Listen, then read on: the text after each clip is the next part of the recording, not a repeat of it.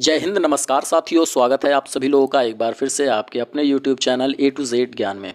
तो दोस्तों, आज इस वीडियो में हम लोग पढ़ने वाले हैं जैन धर्म। जैन धर्म से संबंधित जितने भी क्वेश्चन आपके एग्जाम में पूछे जाते हैं उन सभी को एक ही वीडियो में करने वाले हैं। तो अगर आप हमारे YouTube चैनल पर नए हैं तो सबसे पहले हमारे चैनल को सब्सक्राइब कर लीजिए और बेल आइकन ज़रूर प्रेस कर दीजिए ताकि आगे आने वाले जितने भी वीडियोज़ हैं उनकी नोटिफिकेशन सबसे पहले आपको मिले। तो चलिए दोस्तों, शुरुआत करते हैं जैन धर्म।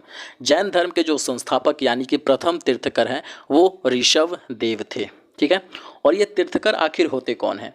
जो स्वयं तप के माध्यम से आत्मज्ञान प्राप्त करते हैं और जो संसार रूप सागर से पार लगाने वाले तीर्थ की रचना करते हैं उसे तीर्थकर ही कहते हैं। तो दोस्तों, तीर्थकर आप लोगों ने समझ लिया कि जो स्वयं के तप के माध्यम से आत्मज्ञान प्राप्त करते हैं और संसार के रूप सागर को पार लगाते हैं उन्हें ही तीर्थकर कहा जाता है। तो जैन धर्म के कुछ प्रमुख तीर्थकर भी हुए और उनके कुछ प्रमुख प्रतीक चिन्ह भी थे। जैन धर्म में कुल 24 तीर्थकर हुए थे। ठीक है, कितने? 24। ये पूछा जाता है कि जैन धर्म में कुल जो है तीर्थकर कितने हुए, तो जैन धर्म के टोटल तीर्थकर 24 यानी कि 24 है।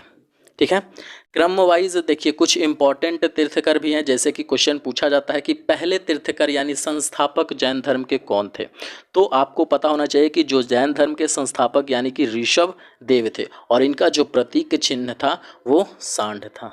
ठीक है, 23वें तीर्थकर, ये काफ़ी बार एग्जाम में पूछा जा चुका है कि जैन धर्म के 23वें तीर्थकर कौन, तो पार्श्वनाथ, और इनके जो प्रतीक चिन्ह है वो सर्प का फन। ठीक है, उसी तरह से जैन धर्म के 24वें तीर्थकर महावीर स्वामी हुए और इनका जो प्रतीक चिन्ह है वो शेर था। चलिए दोस्तों, आगे बढ़ते हैं। जैन धर्म के 23वें तीर्थकर पार्श्वनाथ थे और इन्हें झारखंड के सम्मेद शिखर पर ज्ञान प्राप्ति हुई थी। जैन धर्म के जो 23वें तीर्थकर थे वो पार्श्वनाथ थे और इनको जो ज्ञान की प्राप्ति हुई थी वो झारखंड के सम्मेद शिखर पर हुई थी। ज्ञान की प्राप्ति के बाद इन्होंने 4 नियम बताए। पार्श्वनाथ ने 4 नियम कौन बताए थे उन सभी के बारे में जानते हैं, जिसे चतुरायन धर्म कहा गया। ठीक है, पार्श्वनाथ को ज्ञान की जब प्राप्ति हुई थी तो उन्होंने 4 नियम बताए और उसे चतुरायन धर्म कहा गया। तो वो कौन कौन सी 4 नियम थी? पहला था हिंसा ना करना, ये पहला नियम था। दूसरा सदा ही सत्य बोलना, और तीसरा चोरी ना करना, और चौथा संपत्ति ना रखना। ठीक है, तो ये 4 नियम किनके द्वारा दिए गए थे? 23वें तीर्थकर पार्श्वनाथ के द्वारा। और पार्श्वनाथ महावीर स्वामी से लगभग 250 साल पहले हुए थे। ठीक है, पार्श्वनाथ जो थे वो 23वें तीर्थकर यानी कि 24वें तीर्थकर महावीर स्वामी से लगभग 250 साल पहले हुए थे। अब जानते हैं महावीर स्वामी के बारे में। दोस्तों, जैन धर्म के 24वें एवं अंतिम तीर्थकर महावीर स्वामी को कहा जाता है। ठीक है, जैन धर्म के जो 24वें और अंतिम तीर्थकर थे वो महावीर स्वामी को ही कहा जाता है। आपसे क्वेश्चन पूछा जाए या तो 24वें तीर्थकर बताइए या तो अंतिम तीर्थकर जैन धर्म के बताइए, तो दोनों का आंसर जो होगा वो महावीर स्वामी ही होगा। आगे बढ़ते हैं। जिन्हें जैन धर्म का वास्तविक संस्थापक भी कहा जाता है और महावीर स्वामी को जैन धर्म का वास्तविक संस्थापक कहा जाता है। रियलिटी में अगर पूछा जाए कि जैन धर्म का सिर्फ संस्थापक कौन है तो इसका आंसर हो जाएगा ऋषभ देव, लेकिन वास्तविक संस्थापक किसे कहा जाता है तो ये महावीर स्वामी को कहा जाता है। अगर महावीर स्वामी के सांसारिक जीवन के बारे में बात किया जाए तो महावीर स्वामी का जन्म 540 ईसा पूर्व कुंडग्राम वैशाली जिले में हुआ था। इनके पिता का नाम सिद्धार्थ था, माता का नाम त्रिशला और भाई का नाम नंदीवर्धन था। और जो महावीर स्वामी की पत्नी का नाम था वो यशोदा, पुत्री का नाम प्रियदर्शनी और दामाद का नाम जमाली था। महावीर स्वामी जी के पिता कुंडग्राम के ज्ञात्रिक वंश के राजा थे। महावीर स्वामी की जो पिताजी थे वो कुंडग्राम वैशाली जिले के ज्ञात्रिक वंश के राजा थे। महावीर स्वामी जी के बचपन का नाम वर्धमान था। ठीक है, आगे बढ़ते हैं। यहाँ तक सबको क्लियर? एक बार रिवीजन भी कर लेते हैं, क्योंकि स्वामी जी से, महावीर स्वामी जी से बहुत ज़्यादा क्वेश्चन पूछा जाता है। अगर पूछा जाए कि जैन धर्म के 24वें एवं अंतिम तीर्थकर कौन थे, तो महावीर स्वामी। महावीर स्वामी जी वास्तविक संस्थापक भी कहे जाते हैं जैन धर्म के। और महावीर स्वामी का जन्म 540 ईसा पूर्व कहाँ हुआ था? कुंडग्राम में, वैशाली जिला में हुआ था। महावीर जी के पिता का नाम क्या था? सिद्धार्थ। महावीर स्वामी की माता का नाम त्रिशला और भाई का नाम नंदीवर्धन और इनकी पत्नी का नाम यशोदा था और पुत्री का नाम प्रियदर्शनी था। कभी कभी दामाद का नाम भी पूछ दिया जाता है कि महावीर स्वामी जी का दामाद का नाम क्या था, तो जमाली था। महावीर स्वामी जी की पिता जो थे वो कुंडग्राम के ज्ञात्रिक वंश के राजा थे और महावीर स्वामी जी के बचपन का नाम वर्धमान था। ये क्वेश्चन पूछा जा चुका है कि महावीर स्वामी जी के बचपन का नाम क्या था। चलिए दोस्तों आगे बढ़ते हैं। महावीर स्वामी की आध्यात्मिक जीवन के बारे में बात कर लेते हैं। महावीर स्वामी ने 30 वर्ष की उम्र में माता पिता की मृत्यु के बाद अपने बड़े भाई नंदीवर्धन से अनुमति लेकर संन्यास जीवन को स्वीकार किया। ठीक है, महावीर स्वामी जब 30 वर्ष के थे तो उनकी माता पिता की मृत्यु हो गई थी और अपने बड़े भाई नंदीवर्धन से अनुमति लिया और संन्यास जीवन में चले गए। 12 वर्षों के कठिन तपस्या के बाद महावीर स्वामी जी की त्रिजुपालिका नंदी के तट पर साल वृक्ष के नीचे तपस्या करते हुए उन्हें ज्ञान की प्राप्ति हुई और ज्ञान प्राप्ति को कैवल्य कहा गया। जैसा कि हमने बौद्ध धर्म में भी देखा था, उसी तरह से जैन धर्म भी है। तो जैन धर्म में क्या हुआ कि महावीर स्वामी जो है संन्यास जीवन को स्वीकार किए और 12 वर्ष कठिन तपस्या किए। और कौन से वृक्ष के नीचे किए थे? ये किए थे शाल वृक्ष के नीचे तपस्या करते हुए ज्ञान की प्राप्ति हुई उनको। उसके बाद वो ज्ञान की प्राप्ति क्या कहलाई? कैवल्य कहलाई। क्या? कैवल्य। आगे, और इसी समय से महावीर स्वामी अहर्त, पूज्य, निर्ग्रंथ यानी बंधनहीन और जिन यानी विजेता कहलाने जाने लगे।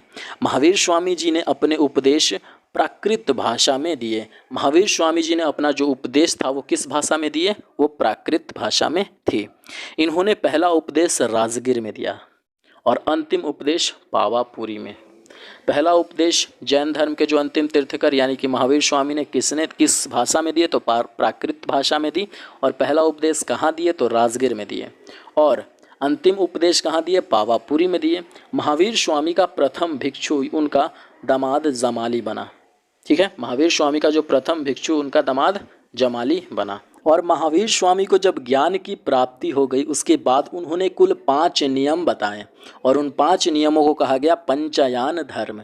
और उन 5 नियम थे ये: पहला, हिंसा ना करना; दूसरा, सदा ही सत्य बोलना; तीसरा, चोरी ना करना; और चौथा, संपत्ति ना रखना; और पांचवा था आपका ब्रह्मचर्य। ये 4 तो पहले से थे, आपके पार्श्वनाथ ने दिए थे, उसमें एक और जुट गया ब्रह्मचर्य। और ये 5 कहलाने लगे आपके पंचायन धर्म। महावीर स्वामी ने त्रिरत्न दिए। एक था सम्यक दर्शन, सम्यक ज्ञान और एक सम्यक आर्चन। ये त्रिरत्न दिए किन्होंने? महावीर स्वामी ने। जैन धर्म में ईश्वर की मान्यता नहीं है। जैन धर्म में ईश्वर को नहीं मानते बल्कि आत्मा की मान्यता है, आत्मा को मानते हैं।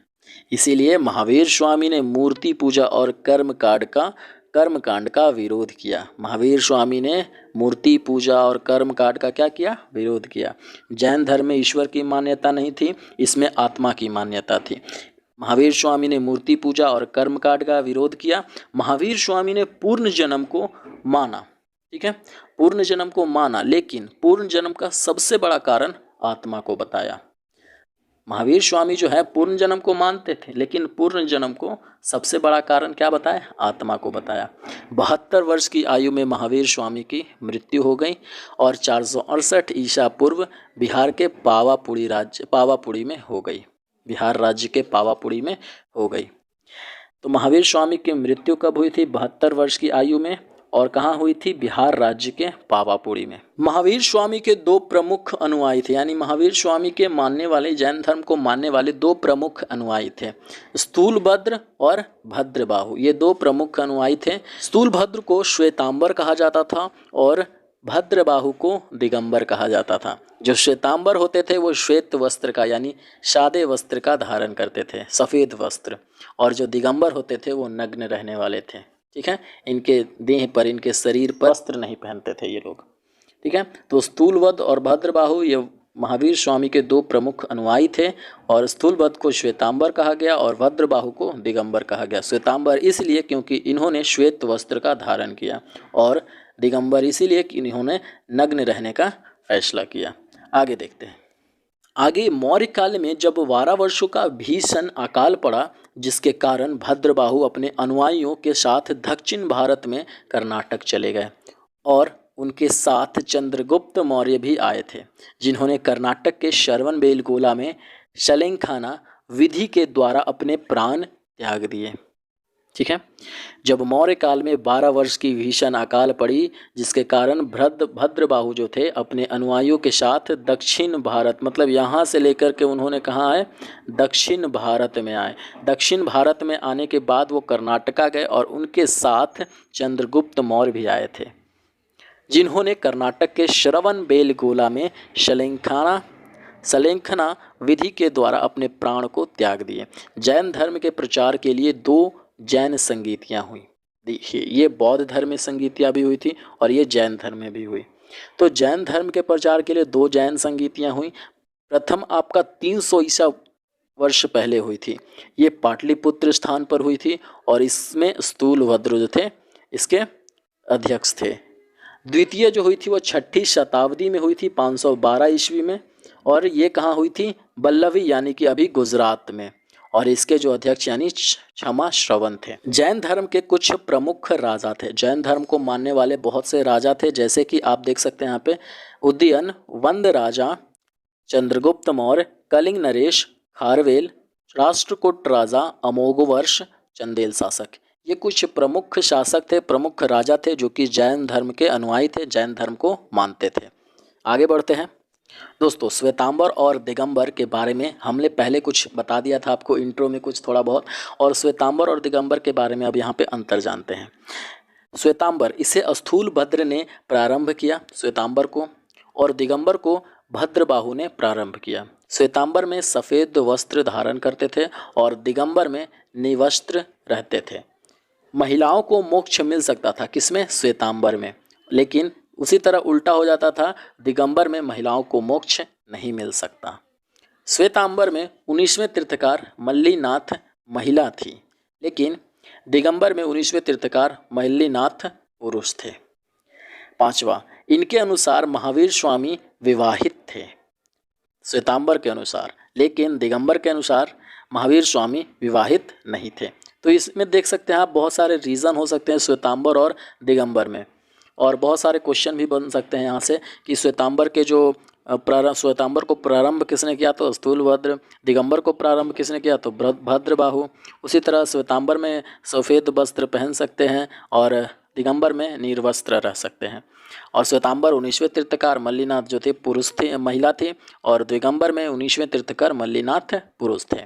श्वेतांबर में मानना था कि महावीर स्वामी विवाहित थे, लेकिन दिगंबर का मानना था कि नहीं भाई, महावीर स्वामी विवाहित नहीं थे। तो ये कुछ इम्पॉर्टेंट से डिफरेंसेस थी श्वेतांबर और दिगंबर के बीच में। और जानते हैं जैन साहित्य के बारे में। जैन साहित्य किसी एक काल की रचना नहीं है, इसका संकलन भिन्न भिन्न कालों में हुआ है।